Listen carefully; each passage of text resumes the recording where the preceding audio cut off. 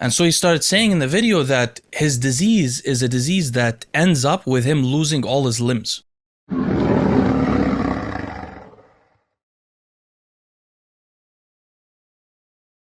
That brings me to the other topic, which I wanted to talk to you both about. So I was following this Dennis the Menace podcast, and I found out that he had Flex Wheeler on. So I was initially hesitant to watch it because whenever I watch Flex Wheeler's interviews, I find he starts crying and then he makes his life very dramatic. And sometimes I feel like it's a feel sorry for me party. So I don't usually watch them. But this time I did. And I'm so happy I did. Because along the way, I learned quite a bit. Now, one of the things he mentioned was this idea that when you get a kidney replacement, it usually only lasts 7 years. And he said he's kept his for 15 years, which was a major accomplishment.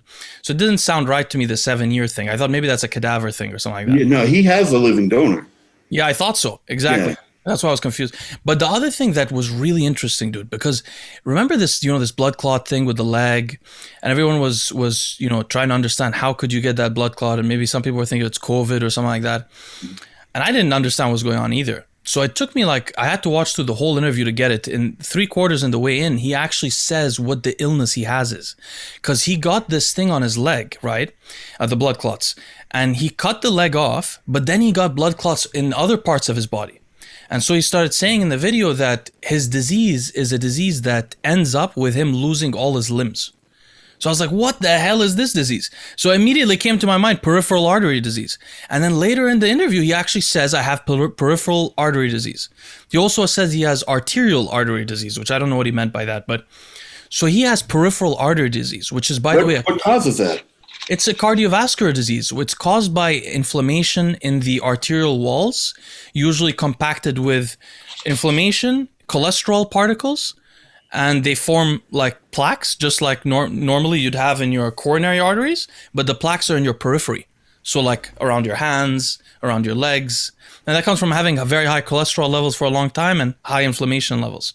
So eventually, like one by one, you will start to lose each. No, it's not really like that always, but sometimes in bad cases, people will end up like that. And the reason why is not because of the blood clots.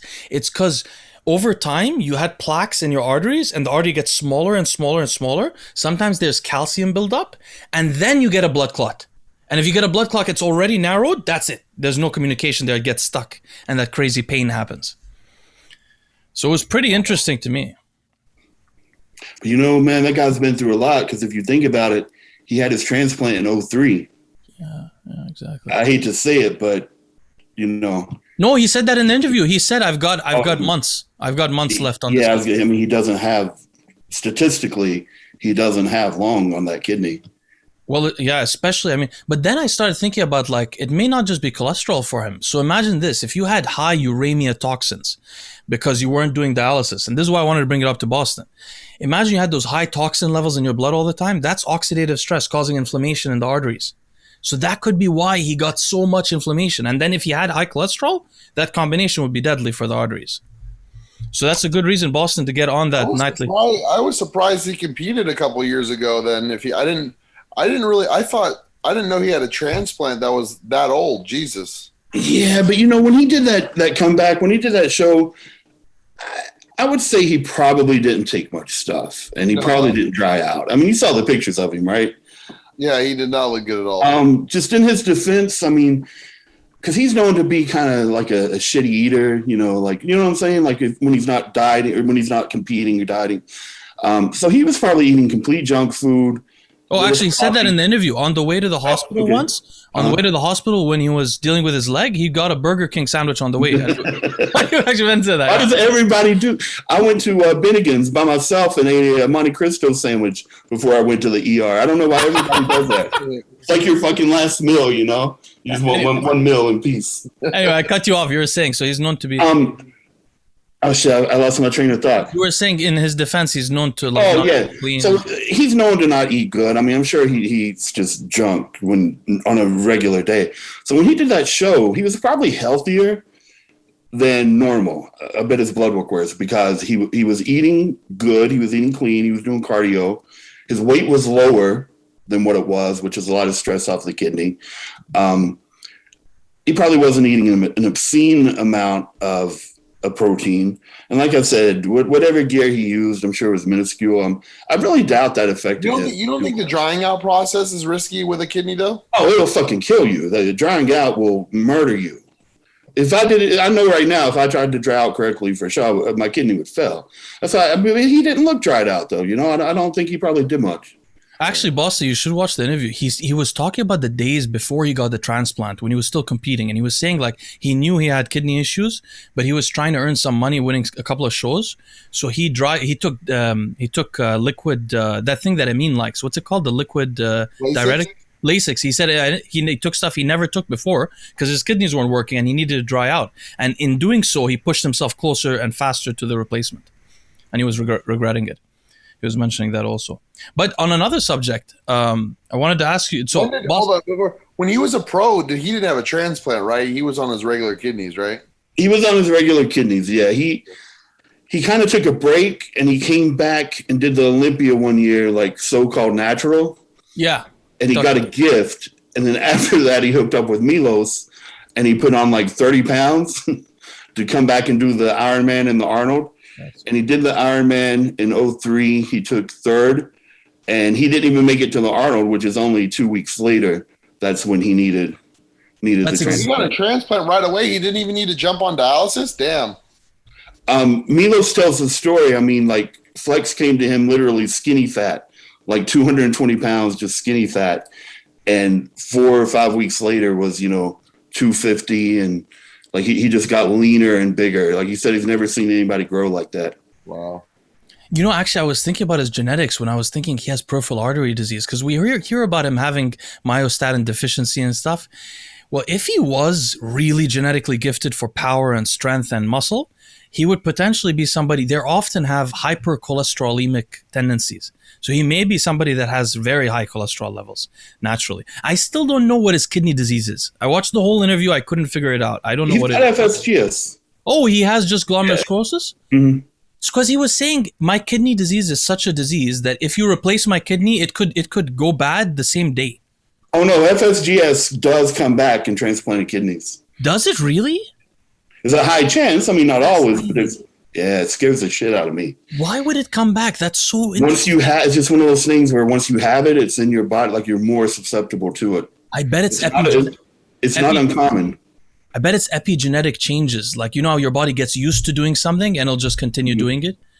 Interesting. Tom Prince hasn't said it, but he had the transplant. It failed, and he never knew he had FSGS. Maybe he didn't do a biopsy. I don't know. But then when he got the transplant was failing, they did the testing, the biopsy, and then they told him he had FSGS. So I'm sure he had it in the beginning. That's what caused the original failure. Why is Tom completely given up on another transplant? He won't even get another transplant. He says he'll be on dialysis forever. I wonder why. That's crazy. Bo, did you ever try the nightly dialysis that Boston's going to try? I didn't, but if I were going to do it long term, I would without a doubt. Because I 2 months in is when we started the evaluation, all the testing, and it was going good. And like 4 months in, 2 months after that is when we got confirmation that everything had passed and we were good. Mm-hmm. So at that point, I didn't want to deal. I just had the chest catheter, which you really shouldn't keep that long. They were giving me a hard time for having it for 5 months. But I didn't want to take that out, have something else installed, to get the fistula, to do the in-home. It just didn't make sense with the timing. But long term, no, the in-home is definitely the way to go. Boston, when are you going to start it? What's the updates? Well, I mean, I feel good, man. So I'm not going to be starting anytime soon. But I am going to contact that guy because he called me and he wants to show me the system. Bro, I bet you but is there a thing where like if I do dialysis for 1 day, I get stuck, my body just adapts to it? Can't you do it and then just try it once, Bo? I want to. That's what I want to do, but my doctor... I mean, that's a lot to do. I don't think they're going to put a catheter in him just to... No, I mean, but what I'm saying is like he doesn't want to try it, and I bet if he tried it once, he would feel better the next day. No, I do want to try it. I know I've painted this picture of dialysis being hell, but the first week or two, man, you feel like $1 million. You feel great because you go from literally dying to having your body start to clean out. Your appetite goes up. So I felt really good for like 2 weeks. But then it gets worse. Pardon? Then it gets worse. Yeah, and then the reality sets in. This is your life, and because like my creatinine was 22, and say the dialysis got it down to like 10. I felt good at 10 because compared to 22, but then you're still tired, you still don't feel good. But for the first week or two, it's enjoyable, Well, the good thing is I've heard from multiple doctors now that if you do the daily dialysis, it's just you'll feel just as good as having a transplant, and it cleans you out just as good. So I'm excited about that. And I'm gonna learn the system. I'm gonna go in. I'll probably in a couple of weeks. I'm gonna call. I still got to get my testing and stuff, but I don't know. I'm not gonna get on dialysis unless I need to, obviously. But I did want to try a few sessions like that. I showed both you guys that message from that nurse that works in the dialysis with dialysis patients. I'd like to try 3 to 5 sessions, get my creatinine down, and see if my creatinine goes back up.